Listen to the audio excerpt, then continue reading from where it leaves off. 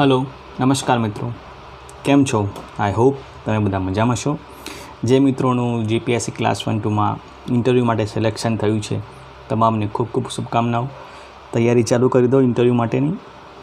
હવે આપણે આગળ પડાવ પર જઈએ. ઇન્ડિયન જીડીપી અને એમ્પ્લોયમેન્ટ એવો પ્રશ્ન છે, એટલે કે જીડીપી સાથે રોજગારીનો પ્રશ્ન સંકળાયેલો છે, બરાબર. તો અહીં ઘણી વખત મેન્સ એક્ઝામમાં પણ પ્રશ્ન આવી ગયો છે રોજગારી વિશેનો, અને એ તમારા મેન્સના ઇન્ટરવ્યૂમાં પણ તમને ઇન્ટરવ્યુઅર પૂછી શકે એવો ટૉપિક છે. તો બેઝિકલી આપણે અહીંયા સમજવાનું એ છે કે જનરલી એવું હોય કે જે દેશની જીડીપી બરાબર હાઈ હોય, બરાબર, જેમ આપણે વિકસિત દેશોની જોઈએ છે, તો ત્યાં રોજગારી પણ કેવી હાઈ હોવી જોઈએ. ભારતમાં કેવું છે, જીડીપીનો ગ્રોથ થઈ રહ્યો છે, બરાબર, હાઈ જઈ રહી છે, પણ રોજગારીનો દર ઘટી રહ્યો છે. તો આવું કેમ છે, આ વિચિત્રતા કેમ છે, આપણે આ લેક્ચરમાં સમજવાનો પ્રયત્ન કરીશું. તો બેઝિકલી લોકસભામાં અવિશ્વાસ પ્રસ્તાવ આવ્યો, બરાબર. એ દરમિયાન આપણા જે નાણામંત્રી છે નિર્મલા સીતારામનજીએ કહ્યું કે ભારતની જીડીપીમાં સતત વધારો થઈ રહ્યો છે, બરાબર. તો તેના વિરોધમાં પી ચિદમ્બરમ કોંગ્રેસે એક કટાક્ષ કરે કે ભાઈ જીડીપીમાં વધારો તો થઈ રહ્યો છે, બરાબર, અમારા સમયમાં તમારા સરકાર કરતાં વધારે વૃદ્ધિદર હતો, જીડીપીનો વૃદ્ધિદર વધારે હતો, તેમ છતાં તમારા સરકારમાં જીડીપીનો દર વધી રહ્યો છે, તો સામે બેરોજગારીનો દર પણ વધી રહ્યો છે, એવું એમને કટાક્ષ કર્યું. એટલે પછી આ ચર્ચામાં આવી ગયો. અને બેઝિકલી એક વખત યુપીએસસીમાં પણ આ પ્રશ્ન પૂછાયેલો છે. આઈ થિંક 2015 કે 2016માં મેં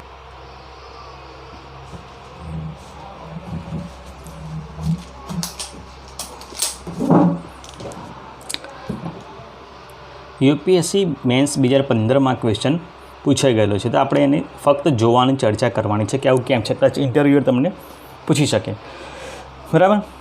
તો જીડીપી આપણે સામાન્ય સમજ જઈએ કે અર્થવ્યવસ્થાના આર્થિક પ્રદર્શનનું માપદંડ છે. કોઈપણ રાષ્ટ્રની અર્થવ્યવસ્થા કેવી છે એનું પ્રદર્શનનું એક માપદંડ છે, બરાબર. કોઈ એક વર્ષમાં રાષ્ટ્રની સીમા અંદર, કોઈ એક વર્ષમાં એક દેશની સીમા અંદર વસ્તુ પ્લસ સેવાઓનું અંતિમ મૂલ્ય, એટલે વસ્તુ અને સેવાઓનું જે પણ ઉત્પાદન થયું એનું અંતિમ મૂલ્ય, બરાબર, એ જીડીપી કહેવાય છે, બરાબર. તો એના દ્વારા જીડીપી માપવામાં આવે છે, બરાબર. તો ભારતની જીડીપી જો સતત વધી રહી છે. 2019-20માં 3.7% હતી. કેમ ભાઈ? કે કોરોના ઇફેક્ટ હતી, બરાબર. 2020-21 કોરોનામાંથી આપણે પસાર થયા હતા, -6.6% થઈ ગઈ હતી કોરોના ટાઈમના કારણે, બરાબર. 2020-21માં 8.7% થઈ ગઈ. 2022-23માં 7% થઈ. 2023-24માં 6.6થી 6.8%નો આપણે અનુમાન છે, અંદાજિત છે કે આટલી રહેશે, વધી પણ શકે ને ઘટી પણ શકે. તો આ આંકડા તમને કેમ યાદ રાખવાના? એક્ઝામમાં તમે કોટ બી કરી શકો છો, બરાબર. અને તમને સતત કેટલાક ક્વેશ્ચન એવા પૂછાય કે ભારત 2 વર્ષ કોરોના સમય પછી ભારતની જીડીપી સતત ઘટી રહી છે. જો જ્યારે સતત ઘટી રહી છે એવો ત્યારે સમજી લેવાનું કે અહીંયા એક ટ્રીક છે, બરાબર. સતત ઘટી નથી રહી, 3.7 થઈ, પછી 6.6 થઈ, સમયગાળો એવો હતો. બધું કેમ હતું? તો કોઈ ઉત્પાદન જ નથી થતું, કોઈ વસ્તુઓની ખપત જ થતી નથી, વસ્તુઓનું ઉત્પાદન જ નહોતું થતું, બરાબર. વસ્તુ કે સેવાઓનું તો ઉત્પાદન, જો કે સેવાઓ તો ડૉક્ટર્સને બધા ચાલુ હતા, પણ સામે કોઈ વસ્તુઓનું ઉત્પાદન થતું નહોતું. ફેક્ટરીઝમાં લોકડાઉન, કંપનીઓમાં લોકડાઉન, સરકારી સેવાઓ અડધી ચાલુ હતી, અડધી બંધ હતી, બરાબર. તો ઉત્પાદન નહોતું થતું, એટલા માટે માઇનસમાં જાય, સ્વાભાવિક બાબત છે, બરાબર. તો જ્યારે આવા ક્વેશ્ચન પૂછાય ત્યારે તમારે ધ્યાન દોરવું કે હા ભાઈ ઘટી તો રહી છે, પણ પછી પણ વધી છે, બરાબર. તો એવું નથી કે સાવ માઇનસમાં થઈ ગઈ, બરાબર.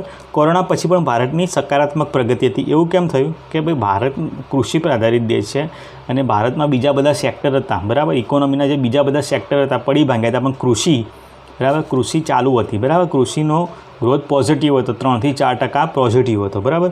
ભારતની અર્થવ્યવસ્થા ડૂબતી દુનિયામાં પ્રકાશનું કાર્ય કરી રહી છે, બરાબર. આવું IMF પણ કોટ કર્યું હતું એ વખતે કે ભાઈ ભારતની અર્થવ્યવસ્થા છે અત્યારે ડૂબતી દુનિયામાં. એટલે એ વખતે કોરોના ટાઈમ હતો. કોરોના ટાઈમ પછી પણ જો ઘણી બધી અર્થવ્યવસ્થાઓ વિકસિત દેશોની ઠપ્પ થઈ ગઈ છે, બરાબર. તો અર્થવ્યવસ્થા ડૂબતી દુનિયામાં પ્રકાશનું કાર્ય કરી રહી છે. આ કોટેશન છે, કદાચ પૂછાઈ શકે, તમે એક્ઝામમાં કોટ કરી શકો છો. IMFનું કોટેશન છે. એટલે કે એક આશાનું કિરણ બનીને આવી છે, બરાબર. કે ભાઈ જો સ્થિતિ ખતરનાક હોય તો પણ તમે તમારા ડોમેસ્ટિક લેવલે પ્રોડક્શન કરી શકો છો, અને અર્થવ્યવસ્થાને અને જીડીપીને સુધારી શકો છો, બરાબર. 2023ને તો ઓલરેડી મંદીનું વર્ષ ઘોષિત કરી દીધું છે, બધા મંદીનું વર્ષ જ ગણી રહ્યા છે, તેમ છતાં આપણો પોઝિટિવ ગ્રોથ રહ્યો છે, બરાબર. તો પ્રશ્ન થાય કે જો પોઝિટિવ ગ્રોથ રહ્યો છે તો બેરોજગારી દર કેમ આટલો ઉચ્ચ છે, બરાબર, એ જોવાનું. તો ભાઈ રોજગારીનો મુદ્દો છે ને, જીડીપીનો રોજગારીનો મુદ્દો ખૂબ જ પેચીદો મુદ્દો છે અને સમજવો પડે, બરાબર. જીડીપી વધી રહી છે પરંતુ નોકરીઓ ઘટી રહી છે. જુઓ તમે કે લોકડાઉન વખતે ઘણા લોકોની નોકરીઓ જતી રહી, બરાબર. પછી કેવું થયું કે એ લોકો જ્યારે બીજી નવી નોકરીએ લાગ્યા તો એમને ઓછા પગારે રાખવામાં આવ્યા, બરાબર.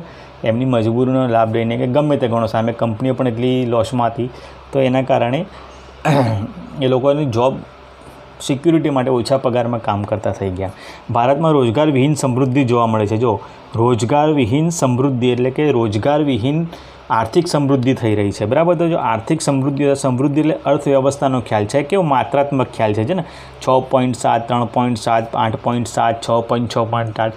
પરંતુ એવું નથી, ધારો કે કોઈ દેશની જીડીપી ભલે 10થી 12% વધતી હોય, પણ એવું તો નથી કે દેશના તમામ નાગરિકોને એનો લાભ મળે, બરાબર. એવું જરૂરી નથી કે એના દેશના તમામ નાગરિકોને એનો લાભ મળે. તો કેમ નથી મળતો એના પાછળના ઘણા ફેક્ટર્સ હોય, આપણે તપાસવા પડે. જ્યારે આર્થિક વિકાસ શું છે, જીવન ધોરણ, શિક્ષણ, રોજગારી, સ્વાસ્થ્ય, માનસિક સ્વાસ્થ્ય સુધીની, શિક્ષા સુધીની લોકોની પહોંચ, એ છે. એટલે એક ગુણાત્મક ખ્યાલ છે, બરાબર.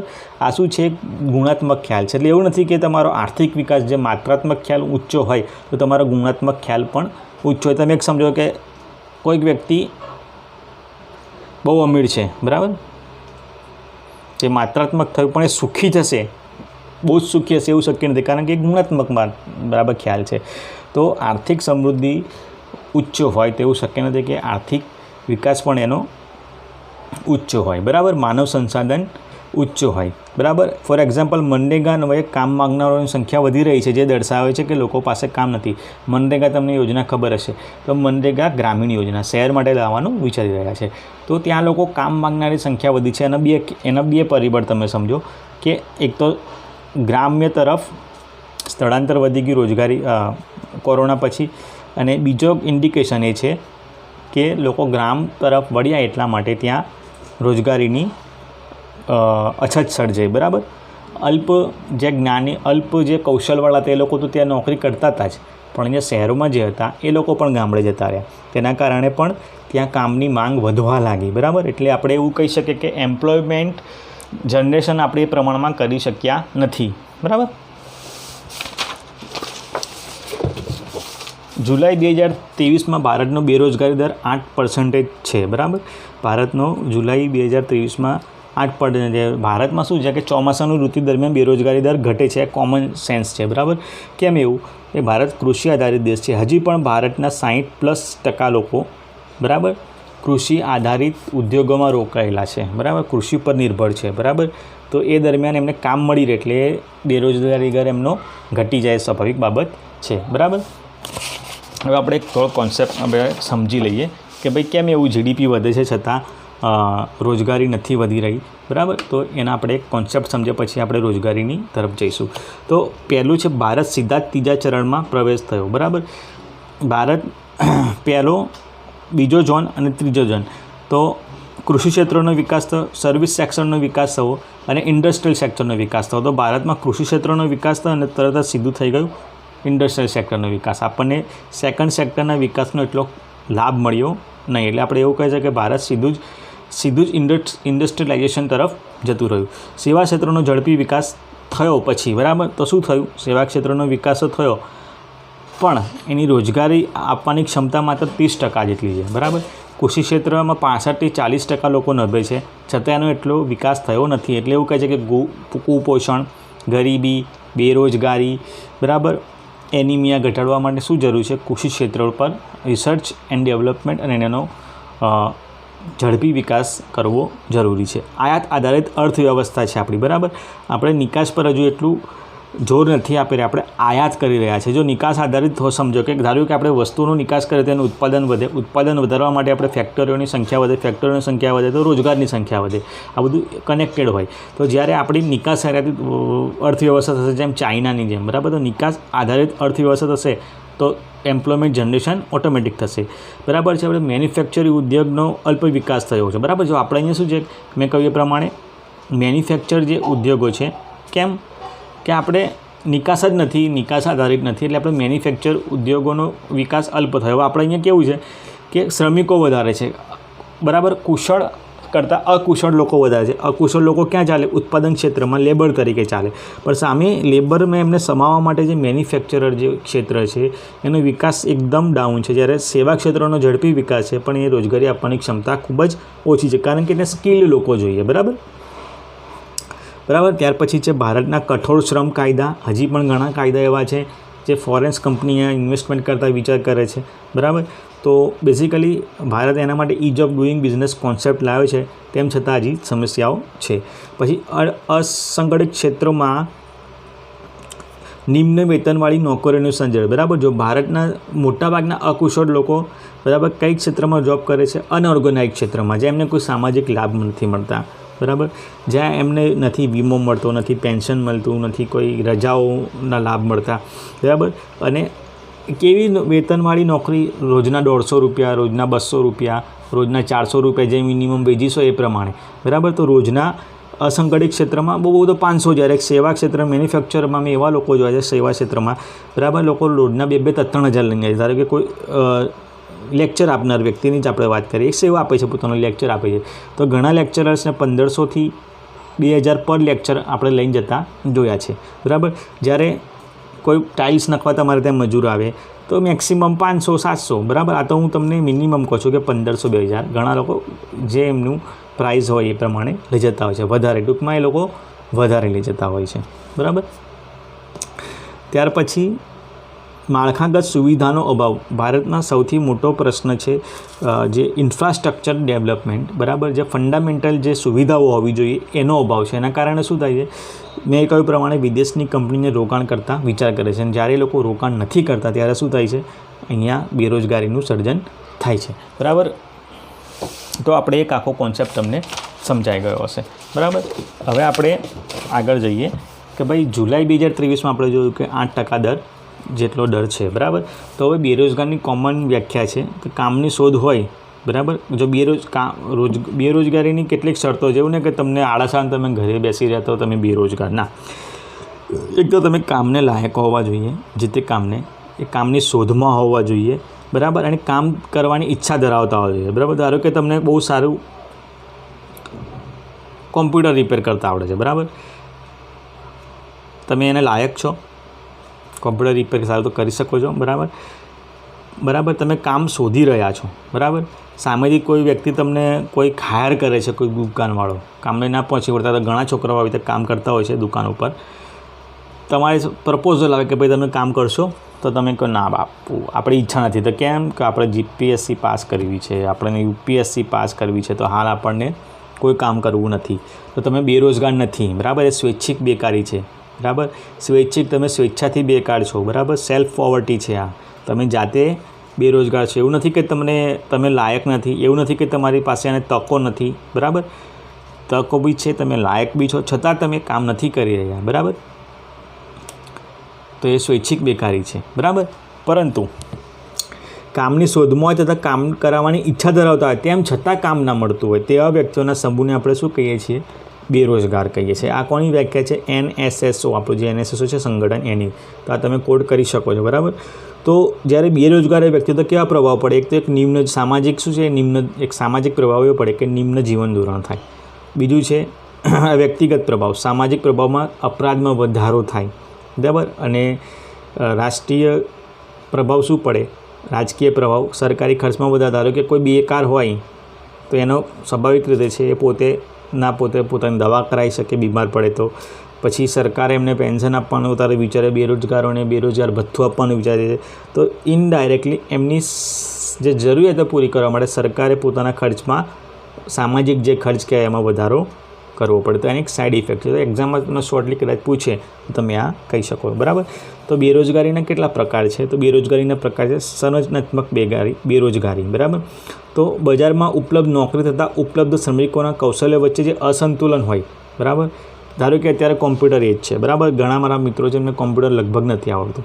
હવે આપણે ક્યાંય બી જનરલી જઈએ તો કંપનીઓમાં બધામાં પ્રાથમિકતા શું છે, કોમ્પ્યુટર તમને આવડવું જોઈએ, બરાબર. એ લોકો કામ કરવાની ઈચ્છા ધરાવે છે, પરંતુ એમને એટલું કૌશલ્ય નથી કે તેમને નોકરી મળે. તો એ બંને વચ્ચે અસંતુલન છે. કામ માગનારા બહુ બધા છે, બરાબર, પણ જે પ્રકારનું કામ જે છે, જે કૌશલ્ય ધરાવતું કામ છે, બરાબર, એ લોકો એવી ઓપોર્ચ્યુનિટી ઓછી છે. ચક્રીય બેરોજગારી એટલે મોસમ પરિવર્તન થાય એના આધારે જે બેરોજગારી ઉદ્ભવે એને ચક્રીય બેરોજગારી કહે છે, કે વ્યાપાર ચક્રના કારણે ઉદ્ભવતી બેરોજગારી, એટલે કે મંદીના કારણે થાય, બેરોજગારીને કારણે થાય, બરાબર, એ ચક્રીય બેરોજગારી કહેવાય. એટલે મીન્સ કેવું નથી કે કાયમ મંદી રહેશે. અત્યારે મંદી છે તો તમે કોરોનામાં જો ઘણા લોકોની છટણી કરી નાખી, ત્યાર પછી એમને પાછા જે તે કંપની હાયર કર્યા, ઓછા ભાવે હાયર કર્યા, પણ હાયર કરી લીધા, બરાબર. બેરોજગારી, બરાબર, પ્રચ્છન્ન બેરોજગારી એટલે પ્રચ્છન્ન એટલે દેખાય નહીં એવી. તો કેવી રીતે, ધારો કે તમારું એક તમે પરિવાર છો, એક ખેડૂત છે, એનો પરિવાર છે, એના પરિવારમાં 5 જણા છે, એને પોતાનું નાનું ખેતર છે, બહુ ઓછું નાનું ખેતર છે. હવે એના ખેતરમાં માત્ર 3 જણા કામ કરે તો પણ ચાલે એવું છે, બરાબર, પણ એમાં 5 જણા રોકાયા છે, બરાબર. કેમ કે બસ ઘરે છે તો રોકાઈ જાય, કામ કરે. તો આપણે દેખીતી તો કેવું લાગે કે 5 જણા કામ કરી રહ્યા છે, પણ જરૂર કેટલા લોકોની છે, 3 જ જણની. તો 2 લોકો તો એક્સ્ટ્રા સ્પેરમાં ગયા કહેવાય. તો કોઈ ક્ષેત્રમાં વાસ્તવિક જરૂર હોય એના કરતાં વધારે લોકો કામમાં રોકાયેલા હોય, બરાબર, તો એના તો પ્રોડક્શન વ્યવસ્થિત આપે છે ને પોતાનું વ્યવસ્થિત ડિગ્નિટી જાળવે છે, બરાબર. તો એ લોકોને કહેવાય કે પ્રચ્છન્ન બેરોજગાર કહેવાય. અને મોસમી બેરોજગારી મોસમ સાથે સંકળાયેલા, મોસમ પરિવર્તન આવતા થતાં બેરોજગાર. દાખલા તરીકે અત્યારે ચોમાસું હમણાં હતું તો સૌથી વધારે મકાઈના બિઝનેસ તમે જો ઠેર ઠેર લારી હતા. હવે થોડા સમય પછી લોકો બેરોજગાર થઈ જશે, નો ડાઉટ. પછી બીજો કોઈ રોજગાર શોધી લેશે.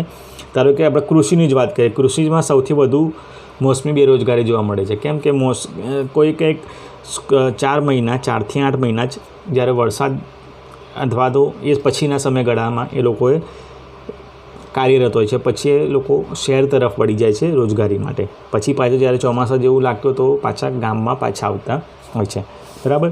તો બેરોજગારીના કારણો ઘણા બધા છે, બરાબર. તો પહેલું જ છે સૌથી વધારે જનસંખ્યા સતત વૃદ્ધિ થઈ રહી છે જનસંખ્યામાં, બરાબર. આપણે ચાઇનાને પણ પાછળ પાડી દીધું એવું કહે છે, બરાબર. પણ એની સામે શું છે, સીમિત માત્રામાં સંસાધનો છે, બરાબર. એક ફેમિલી છે, બરાબર.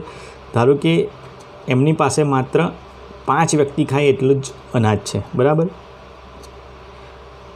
હવે ફેમિલી એક્સટેન્ડ થાય છે, 5ના 10 જણા થઈ જાય છે, પણ જથ્થો એટલો ને એટલો છે કે 5 જણા જ ખાઈ શકે એટલો જ જથ્થો રહે છે, બરાબર. તો સંસાધનોમાં વધારો થતો નથી, પરંતુ સંખ્યામાં વધારો થયેલો છે. એના કારણે શું છે કે દરેકને નોકરી મળતી નથી.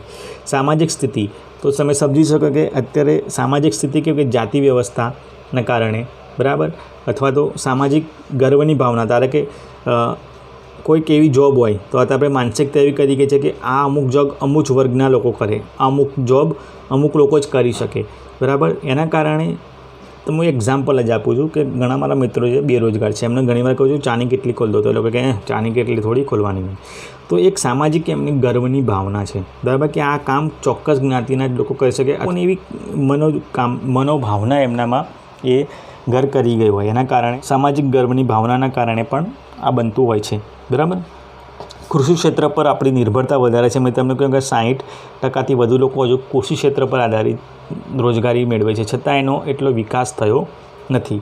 કુટીર તથા લઘુ ઉદ્યોગોનો વિકાસ, બરાબર, અપર્યાપ્ત વિકાસ, બરાબર. આપણા એમએસએમઈસ જેને કહેવાય, બરાબર, અને જે કુટીર ઉદ્યોગો છે, બરાબર, તો એ આપણા આઝાદી પહેલાં પણ બહુ ફ્લરિશ કરતા હતા. અંગ્રેજો આવ્યા પછી નાશ પામી ગયા.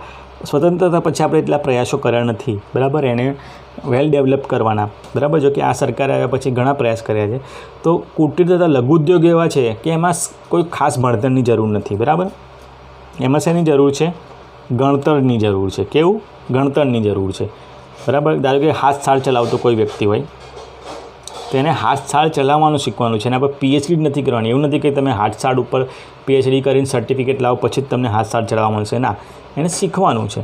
તો આ કુટીર તથા લઘુ ઉદ્યોગો અને કૃષિ ક્ષેત્ર પર આપણે જ્યારે કમાન્ડ મેળવી લઈશું, સૌથી વધારે એમાં આપણે ડેવલપમેન્ટ કરીશું, તો આપણી બેરોજગારીની સ્થિતિમાં ઘણો ઘટાડો જોવા મળશે. અને માનવ સંસાધનની અલ્પતા, બરાબર, માનવ સંસાધનો છે, બરાબર, તેમની પાસે એટલું નોલેજ નથી. આપણી પાસે સંસાધનો છે પણ આપણે એને માનવ સંસાધનોમાં ફેરવી શક્યા નથી. તો એના બધા ઘણા કારણો હોય.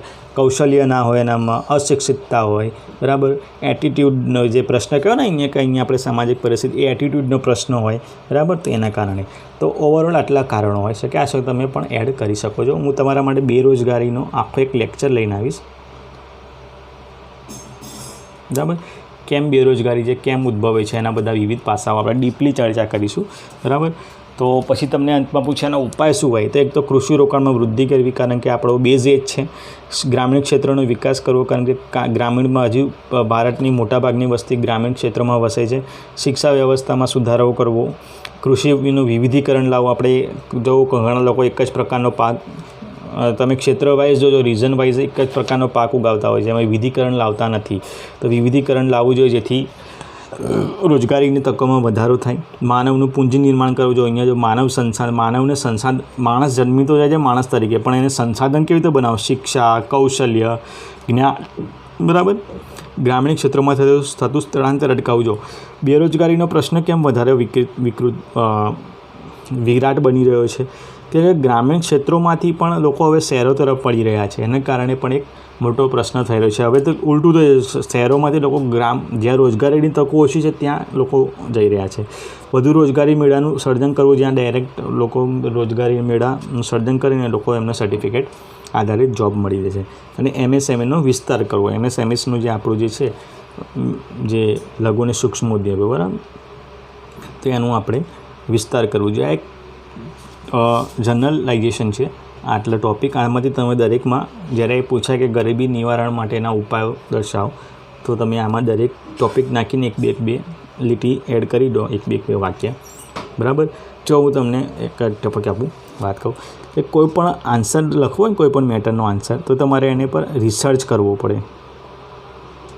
આ રિસર્ચ કરીને બનાવેલા આન્સર છે, બરાબર. આ તો ટૂંકમાં દર્શાવવાનું એટલે મેં એટલું દર્શાવ્યું. તો તમે જ્યારે ગૂગલ પર જઈને રિસર્ચ કરશો ને, તો તમને એક જ ટૉપિકના ઘણા બધા ડાયમેન્શન જોવા મળશે અને એના આધારે તમે સારો આન્સર લખી શકશો. ઓકે, તો આઈ હોપ તમે બધા સમજી ગયા છો. ફરીથી મળીશું. Thank you very much. અને ચેનલને ફરીથી ખાસ વિનંતી, સબસ્ક્રાઈબ કરજો જેથી મને પણ થોડું પ્રોત્સાહન મળી રહે. Thank you very much.